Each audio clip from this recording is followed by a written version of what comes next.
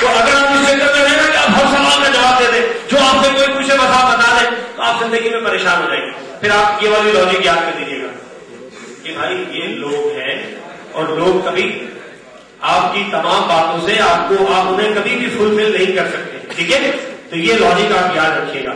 سوال تک بات کر رہے تھے وسیم صاحب, گھڑی 5 روپے کی ہے. اب جو آدمی آپ سے سوال کر رہا ہے گھڑی 5 روپے کی ہے, تو ایک چھوٹی سی بات کر کے میں گفتگو کو آگے بڑھانا چاہوں گا جلدی سے. مثال کے طور پہ کسی بہت ہی اچھی رائٹر کی بڑی فیمس انگلش کی کوئی بک اگر ہم لینا چاہیں, سر ماشاءاللہ کیونکہ آپ آلریڈی امریکہ کے ساتھ کام کر رہے ہیں, کوئی اچھی فیمس بک اگر ہم لینا چاہیں کتنے تک کی مل جائے گی مارکیٹ سے؟ $100. $100 کا مطلب ہو گیا پاکستانی تقریباً 8,000 روپے. ٹھیک ہے, تقریباً 8,000 روپے کی آپ کو ایک بہت اچھی بک ملے گی. اب اس بک کو آپ اٹھا کے پہنچ جائیے کسی ردی والے کے پاس, کیا ویلیو لگائے گا اس کی؟ تو کہے گا جی سب تو انصاف کا ترازو کہتا ہے 2 روپئے لے لو. یہی ہوگا. یہ لے کے آئے 8,000 روپے کی, وہ کہہ رہا ہے جناب چلو 1.5 ہم نے 2 روپئے دے دیں گے. یہی کہے گا نا. صرف آپ اپنی پروڈکٹ کی ویلیو لگوا کس سے رہے ہیں, آپ کی پروڈکٹ کی ویلیو لگا کون رہا ہے, یہ دیکھنا بہت ضروری ہوتا ہے, یہ سمجھنا بہت ضروری ہوتا ہے. اسی معاشرے میں رولیکس اور دیگر واچز بھی بکتی ہیں جن کی ویلیو کئی لاکھوں روپے میں ہے. ایسے ہی ہے. تو آپ اپنی پروڈکٹ کی ویلیو کس سے لگوا رہے ہیں, یہ اطمینان سے دیکھ لیجیے, سمجھ لیجیے, آپ کبھی زندگی میں پریشان نہیں ہوں گے. ورنہ یہ مثال یاد رکھیے گا کہ وہ جو $100 کی بک لے کر آئے تھے, وہ ردی والا شاید اس کے 5 روپے بھی نہیں دے گا. تو آپ کی اس پروڈکٹ کو آپ کس کے ہاتھ میں بیچ رہے ہیں اور کہاں دے رہے ہیں, تھوڑا سا ریئلائز کر لیجیے گا. امید ہے آپ کو جواب مل گیا ہوگا. نیکسٹ کوشچن کیا تھا,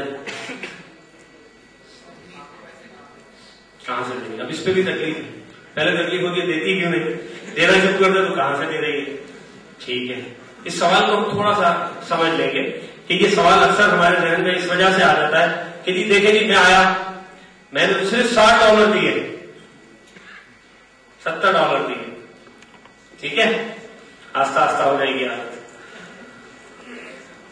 اب 2 دوست آئے, انہوں نے بھی 70 دیے, ملٹیپلائی کتنے پیسے ہو گئے جی؟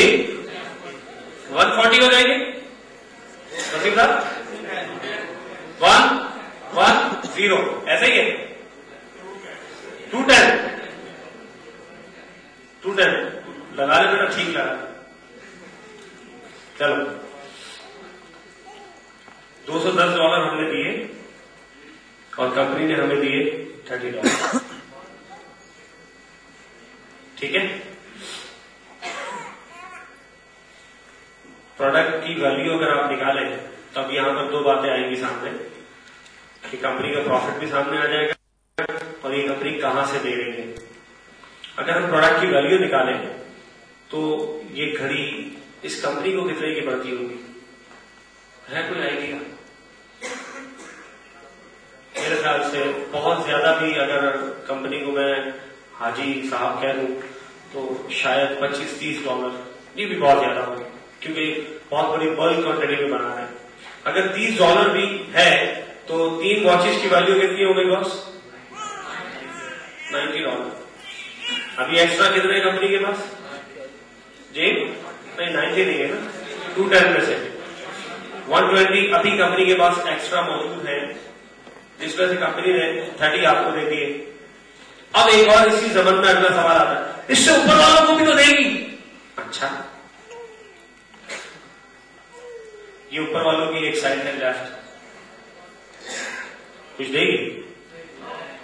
انڈرسٹینڈ؟ تو کمپنی اچھے پروفٹ میں ہے اسی لیے آپ کو اچھا پے کرتی ہے. یہ ایک وے آپ کو میں نے بتایا. ابھی 2-3 وے اور بتا دوں گا تو پھر آپ سوچنے لگیں گے بس اپنی بنا لیتے ہیں. مجھے امید ہے کہ آپ اس سے سمجھ گئے ہوں گے کیونکہ کمپنی کا پروفٹ بہت اچھا ہے, اس لیے کمپنی پے بہت اچھا کرتی ہے. اس لیے کمپنی کو کوئی پرابلم نہیں ہوتا کہ آپ کمپنی سے انجوائے کرنے لگ جائیں ڈیلی $450. ٹھیک ہے, اگلا سوال کیا ہے جی؟ شرعی طور پہ ہو گیا.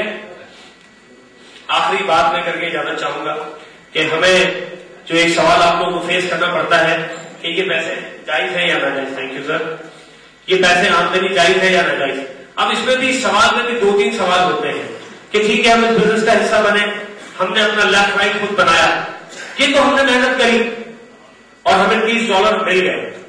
اس کے بعد جو نیچے ڈاؤن دا لائن کام ہوتا ہے بڑھتے اتنا آگے بڑھ جاتا ہے کہ ہمیں پتہ بھی نہیں ہوتا. وہاں سے جو پیسے آتے ہیں اس میں تو ہماری کوئی محنت شامل نہیں ہوتی, تو یہ جائز نہیں ہے. ٹھیک ہے, یہ سوال بنتا ہے بھائی ڈھیلا سا جواب دیں گے تو پھر گفتگو ہے. سوال بنتا ہے. سوال یہ بنتا ہے کہ جناب آپ اس بزنس میں آ گئے اور آپ نے یہاں سے صرف اور صرف ان 2 لوگوں کو آپ لے کر آئے, ایک آپ کی رائٹ سائڈ پہ, دوسری آپ کی لیفٹ سائڈ پہ. $30 آپ کو GMS مل گیا. ٹھیک ہے جی, جائز ہے. اب اس کے بعد جو نیچے کام ہوا, اس انداز میں کام آگے بڑھا اور جناب ہم تو انہیں جانتے بھی نہیں ہیں اور یہ ایفرٹس کر رہے ہیں اور یہ کام آگے بڑھتا ہی چلا جا رہا ہے. اب ان کے آنے پر جو آپ کو پیسے مل رہے ہیں, یہاں آپ کی کوئی محنت نہیں ہے, اب نہیں ملنا چاہیے. یہ سوال بنتا ہے آپ کے یہاں. ٹھیک ہے کہ جی بغیر محنت کرے مسٹر یو کو یہاں سے پیسے ملتے ہیں, ایسا ہے؟ اصل میں جو آدمی جس لینگویج کو سمجھے اس سے اس زبان میں بات کریں آسان ہوتا ہے, اس کے لیے سمجھنا. میں جب انٹیریئر سے جاتا ہوں تو پھر میں سندھی میں بات کرتا ہوں. سائی مانو سب نہ سونا پکی سب نہ ہنج کے مانو میرا اچھے کو باہر کی بس تما چو 2 مانو میں کھڑی آؤ انشاءاللہ تما کامیاب تھی. تو کہتا ہاں صحیح ہانی بات سمجھی گیا وہ کہ خبر ہی نہ لگے چھاٹ سے وہ پھیلے یار مانو اچھی ہے. ہاں رن صاحب تماشی ہو ہانی ڈال کے بات سمجھی رہو. ہلو صحیح پڑھ کہتا ہے تو وہ سندھی سمجھتا ہے. ٹھیک ہے, جب بہت زیادہ گاؤں میں آگے پیچھے کی ٹریولنگ ہوتی ہے تو وہاں پنجابی بولنا پڑتی ہے. تو فکر ہی نہ کرو جی پھر 2 بندے لانے کے بعد ٹیکن ان شاء اللہ کام ہی ٹوٹنا پڑے گا تو پیسے لگنے میں ہوں سمجھ آ گئی. باقی صحیح تو پتہ نہیں کون سی زبان میں سمجھاتا ہے لوگوں کو. اس سے بھی مجھے سیکھنا ہے 2-3 زبان. یہ کشمیر میں ماشاء اللہ اچھا کام کرتے ہیں, انہیں کافی لینگویجز آتی ہیں, تو کام اس طرح آگے بڑھتا رہتا ہے. اب اسی طرح یہ بات جو لوگ کرتے ہیں انہیں سمجھانے کے لیے ایک سمپل سی بات میں کرتا ہوں. سر ہم ایک مثال لیتے ہیں. فور ایگزامپل ایک بہت بڑے ادارے کی دارالعلوم کی, ایک دارالعلوم جس کی ڈیوٹی ہے دین کی تعلیم کو آگے بڑھانا. ٹھیک ہے, اس کا نظام کیسے چلتا ہے, اس نظام پہ اگر ہم بات کریں تو یہ ساری لاجک ہمیں سمجھ آ جاتی ہے. سر مجھے بتائیے کسی بھی ادارے کے نظام کو چلانے کے لیے ایک صاحب کی ضرورت ہوتی ہے جنہیں ہم کہہ سکتے ہیں ناظم اعلیٰ, ایسا ہی ہے؟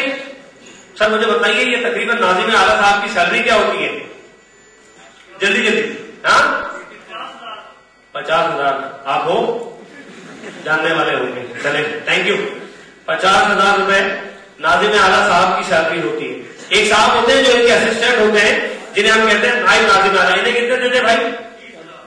30,000. Okay good. ان کے بعد ایک صاحب ہوتے ہیں جنہیں ہم کہتے ہیں مفتی صاحب. مفتی کہہ رہا ہوں, مفتا نہیں کہہ رہا. سوچ سمجھ کے بات کرو, ایسا فتویٰ لگے گا یاد کرو. چلے آپ کی بات مان لیتا ہوں 20,000. ٹھیک ہے, مفتی میں تو ہم بھی آ جاتے نا. چلے پھر ایک صاحب ہوتے ہیں جنہیں ہم کہتے ہیں قاری صاحب. اب آپ یاد آ گئے, کلاس ناظرہ. اس ادارے کے پاس جو فنڈ آتا ہے وہ اس لیے آتا ہے کہ آپ یہ بیسک دین کی تعلیم آگے بڑھائیں, اور یہ بیسک کام کون کرتا ہے؟ کلاس ناظرہ کے قاری صاحب جو بچے کے اوپر ڈنڈا لے کے کھڑے ہوتے ہیں, بیٹا حلق سے آواز نکالو. میں بہت پٹا ہوں اس کار میں چکر. زبان دانت کی نوک پہ لگنا چاہیے, پھر بولو کام بول تو دیا قاری صاحب پٹا. تو مجھے میرے قاری صاحب بہت یاد ہے. تو قاری صاحب کی سیلری کتنی ہوتی ہے بھائی؟ ہاں یہ تو یقین جانے آپ اپنے اگر آپ لوگوں نے مدرسے پڑھے ہیں یا آپ کے گھر میں جو قاری صاحبان پڑھانے آتے ہیں, یہ بیچارے آج تک سائیکل پہ ہیں. ان کی سیلری بہت چھوٹی سی ہوتی ہیں ریئلی, اور ایفرٹس یہی لوگ کرتے ہیں. مگر میں کہتا ہوں کہ ٹھیک ہے ہم یہاں پر بھی یہ فیگر دے دیتے ہیں 5,000.